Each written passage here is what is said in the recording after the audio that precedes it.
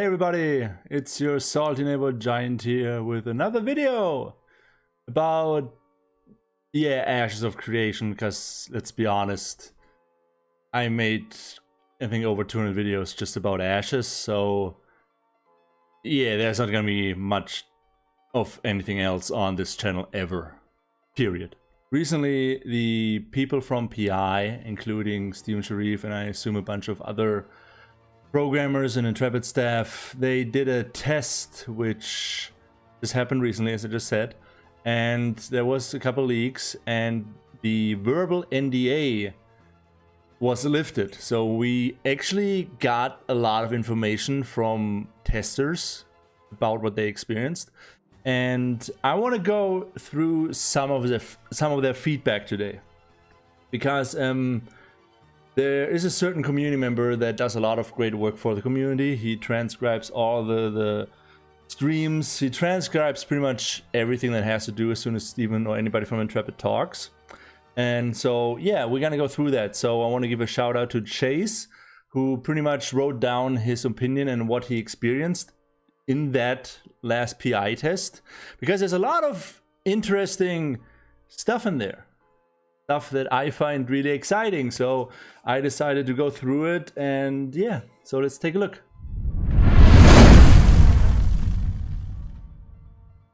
Okay, so here we have the pre-alpha test write-up by Chase, which I have to say again, most of this stuff, well, not most, anything Chase does, he does really thorough and in a really professional way, so I really do appreciate it when he does the transcripts of the live streams or anything that he does. So this is really interesting. There's a lot of stuff that I want to go through. So I think the first thing that we should actually look at is the server stability, because sadly, I am not a PI member and I don't think I will get access to the alpha for a long time. I think I will be in the last group of people that get invited. So reading certain things in here really got my hopes up for a lot of things. Like, for example, the first thing right here, in the entire 8 hours, we only had one crash when we zerged the dragon. So that means that in general, the servers are really stable, which when I was in Alpha Zero, which was way back when, wasn't the case. So this is really thumbs up, because I assume the amount of people that were in this test were a lot more than the people that were in Alpha Zero. So yay. And they only had one crash when they were fighting the dragon, so that shows that there's already a good chance, I don't want to say a good chance, rather a high probability that after all or later on there won't be any problems when you fight like with 40 man people in a raid, or if you do anything like that. And it also gives me a lot of hope for the netcode, because something that always worried me a little bit is the large scale PvP.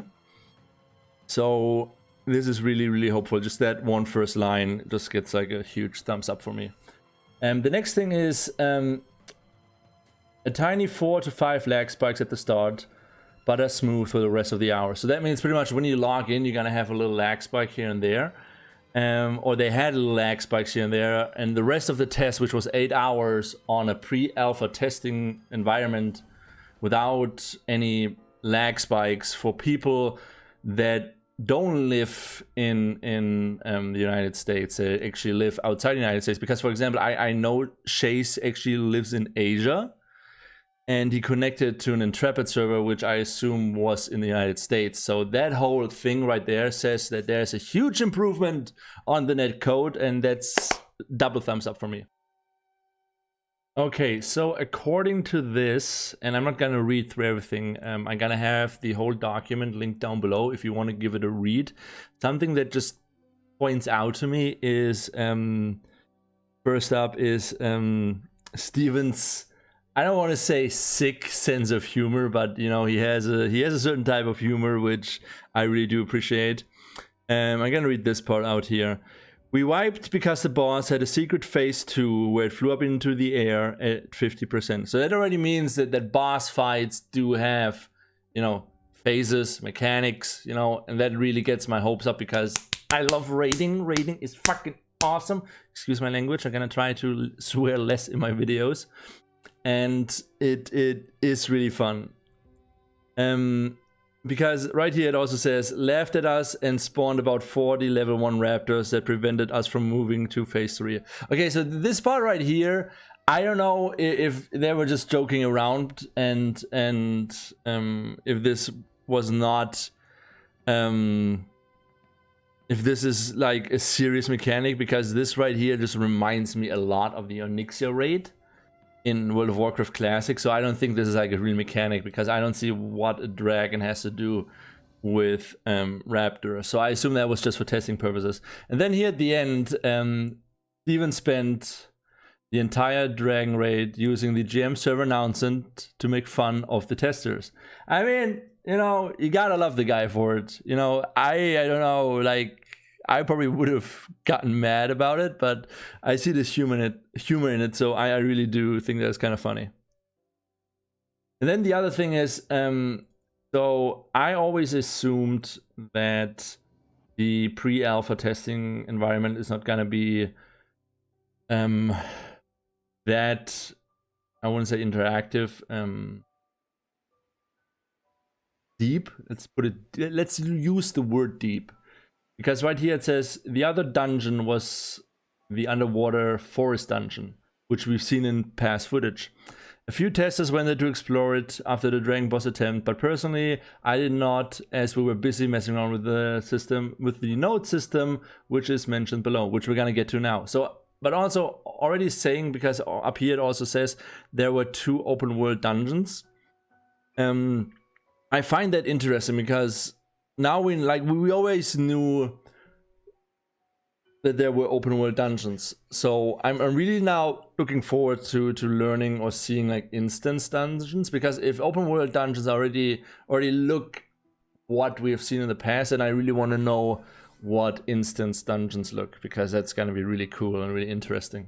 Talking about instance dungeons and what I just said, like I said, I didn't expect the pre-alpha or the alpha environment to be big, but according to this, it was pretty huge. Chase writes 8 to 10 biomes, elfin forest, yuck, desert canyon, can get behind that. So the desert canyon, he refers to the BR crystal area. Okay, so I know what he's talking about. Wetlands, mushroom zone, I don't know. Always with the mushrooms. Always with the mushrooms. Underworld, I don't know if the underworld is because it also says caverns. So now I want to know, the underworld, is it like something like in the BR, because there was an area that was underground. So I would like to know, like, where's the difference, which one is which. But it also says ice mountains, so that I already dig. And the Nikua beaches, I really like that they have these 2 environments in it. And then he also writes, even though they said Alpha 1 preview area is pretty small, it was actually massive. It took over an hour to run around the preview map, even with a speed bug that me and Davos managed to reproduce. So there was a bug which somehow increased your speed, but it took them still an hour to see everything. Oh, I would fucking love to again with the swearing. Stop it. I would really love to see that. That's awesome.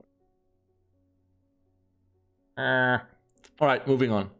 Okay, so one of the big selling points for a lot of people in Ashes, and I'm sorry that I keep looking up here because that's where I have my recording software running, so I keep looking at myself because I'm asking myself, how are you so goddamn ugly?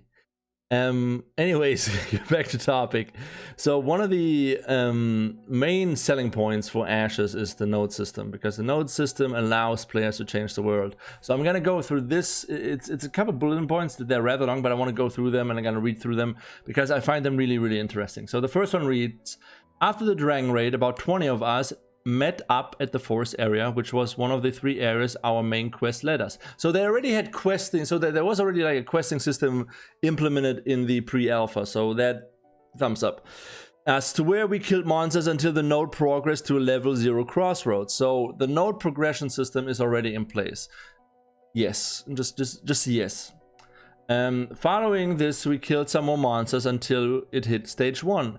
Visual appearance of stage 1 node is a few small tents, 10 to 50 meters in a diameter. Rough estimate: 2 NPCs with quests to buy, sell NPCs, grocer, armorsmith, and about 10 other flavor NPCs who get interactions later.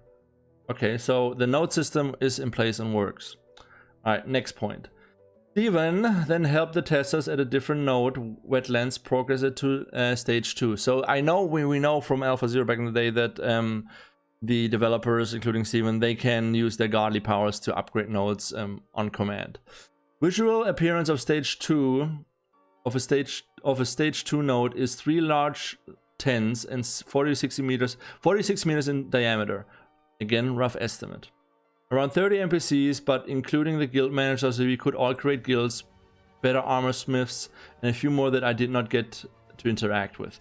Okay, so there is already, what I like is that already at stage 2, they are implementing the whole guild system, because Ashes of Creation, I know a lot of people want to play Ashes solo, but Ashes of Creation, in my opinion, if you don't have a guild or group of people to play with, I really think that you're missing out. I finally got into a guild and really happy there, and I think it's gonna be a lot of fun with them. So I'm really glad to see that at stage 2 the guild manager is already there, and you jump up from a couple NPCs to around 30 NPCs. So that's way more than you have at stage 1. So you can really get the feeling from 1 to 2 that, you know, you're doing something and you're involving your node, and just reading this makes me really want to see it firsthand. After a few hours, the testers managed to upgrade the node to stage 3, or maybe it was Steven, who knows, probably Steven. Where due to a player influence, it ended up being entirely elven themed. You see, okay, this is okay. So, I'm gonna be honest with you. I really like this part. I like it and I hate it. I like it because there is just, you know, like if the majority of your node is a certain race, you're gonna see it. You're gonna see, you know, how it looks. You're gonna see, you know, that there is changes or there's differences between nodes depending on the population. Even though I'm pretty sure if I end up in a node where it's mostly elven buildings, I'm probably gonna move. Yeah, I'm definitely going somewhere else. I'm going somewhere else. I'm not sticking around for freaking elves. Large walls, plenty of buildings. At this point, we were able to go to the town hall and register our citizenship. Once registered for citizenship, we had the option to walk around and purchase housing. Oh, they already have housing implemented within the node. Although this had been disabled. Okay, it had been disabled, but okay, the housing has been disabled, but you know, the leading up systems are already in place. But the UI and interactions for everything was in place. We also interacted with the new staple hand NPC and bought a few different mounts. The mounts we were able to buy were there for testing. Also, the node got sieged by a level 10 dragon. We ran. Come on, guys, it's just a level 10 dragon. We ran. Okay. And the last point is the caravan NPC was also present. However, we lacked the materials to send out a caravan. Ah, that's kind of okay. That's kind of sad. I would have loved to see or hear about this, because the caravan system is in my opinion one of the major PvP points in the game. So seeing an NPC, or you know, having a player caravan go from one point to the other and have other people attack it in the pre-alpha test would have been something a lot of people I'm pretty sure would have loved to hear. Okay, next point. Classes, PvP, PvE, combat. So they had 3 classes: tank, mage, and cleric. Chase played a cleric. I really hope that soon we're gonna get a lot more info about the other classes, because I really want to know how the summoner and the bard works. We were able to use armor weapon types across all classes. While we were started out with 1 weapon, we were able to buy more from the armor smith within various nodes. Each of them offered weapons, armors with excuse me, I gotta sneeze. Excuse me. Okay, I guess I don't have to sneeze. Okay. So they bought different weapons and armors with different stat bonuses. Saw a great sword with full magic attack stat. Ooh, so that means I can play a warlock with a two-handed sword. Oh, that's pretty badass. Most testers only managed to get to level 2 or 3 throughout the entire test. PvP time to kill was around 6 to 10 seconds. PvE time to kill was longer due to monsters' health. Okay, so I think this part right here is still gonna be adjusted or was only there for testing purposes, because time to kill 6 to 10 seconds in an MMORPG is rather, if everybody's on the same level, that is rather fast. It is close to being almost one-shotted, in my opinion. Okay, so here's the next part. The corruption system, corruption. The corruption system was in place, and we worked as intended. Flagging required pressing Ctrl F to enable PvP toggle. Tester Zarya killed Tester Lex at the start and became corrupted. She had to die to get rid of the corruption. Okay, so you just have to die? I don't know, it's like Black Desert Online, right? I'm pretty sure it's like Black Desert Online. Yeah, but you don't lose all of your corruption. You could use press C to enable crosshair for action combat. So there you go. Everybody happy? Everybody happy now? There you go. You got the action combat, you got your crosshair. Or disable it to use tab targeting. Single body hitboxes regardless of action tab targeting, no headshots. Okay. So this is gonna be one of the things that I will be happy to test. Yeah, this is gonna be interesting. Because, okay, well, this is gonna be something for another video. Alright, let's move on. Okay, so there were also bugs and exploits, right? Through the entire 8-hour test, I experienced about 2 to 3 minor bugs and zero game breaking bugs. So this is something where I'm like, okay, so PI didn't find any game breaking bugs. So this means one of two reasons. First, PI didn't look for game breaking bugs. Which, you know, it's PI, so, you know, they were happy they got to play, so they really didn't, I think, pay attention, who knows. Or number two, which for me is the more likely one, Intrepid is doing such a good job that there are no game-breaking bugs. So let's go with number two. Next, I won't be mentioning them in details as it was a pre-alpha test. We were fully aware of the early state of the game. Okay, this is something that everybody needs. Everybody that is about to watch this video, everybody that is about to watch the footage, everybody that is about to watch the next couple live streams, this is something you need to understand. So I'm going to read this in a really, really serious tone. We were fully aware of the early state of the game, and all the testers worked together to help reproduce and report the bugs that they came across. Intrepid objective is what? Intrepid's objective is to iron these out before Alpha 1 testers come in. All right, so there you go. Everybody happy? Good. And yeah, that is it. That's it. Excuse my super messy hair, but for the first time in my life, okay, for the second time in my life, I'm trying to let my hair grow. I don't know why. I think I watched too much like Vikings and other stuff, but I just want to let my hair grow to see how it looks. But overall, I'm actually really, really super happy with what I'm reading. And there was a little clip that I think I showed earlier in the video. And from what I'm like, I have a lot of friends in PI, and after the verbal NDA was lifted, I pretty much drilled them for certain questions, but they didn't say anything where I'm like, okay, this is worrying, this is a little bit weird. Actually, overall, I'm super, super happy. On Sunday when we have the discussion round, I'm gonna drill Yoni for a bunch more information, but overall it seems like this was a really positive and really productive first test. I wish there were orcs in it and no elves, but it is what it is. So I'm looking forward to seeing more, guys. Looking forward to see more. So as always, guys, make sure to press a like if you like this video and comment. If you want to see more of my videos, subscribe and press that bell button for future notifications. If you want to, you can use my referral code down below. And yeah, guys, I think that's it. So as always, stay safe, stay healthy, and I will see you on the Ashes Creation Community Discord. Peace.